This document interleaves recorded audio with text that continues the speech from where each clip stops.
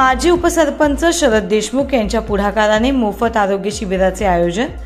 कर्जत तालुक्यातील माणगाव ग्रामपंचायतीतर्फे वरेडी हद्दीमध्ये मोफत आरोग्य तपासणी शिबिराचे आयोजन माजी उपसरपंच शरद देशमुख तसेच पोलीस मित्र सुरक्षा परिषद of India, Hind police friend association नवी दिल्ली यांच्या पुढाकाराने माणगाव तर्फे वरेडी येथे आरोग्य शिबिराचे आयोजन करण्यात आले होते। या शिबिरात माणगाव तर्फे वरेडी हद्दीतील महिला, ज्येष्ठ नागरिक, लहान मुलांनी एकूण 80 नागरिकांनी सहभाग घेऊन आपल्या आरोग्याची तपासणी करून घेतली।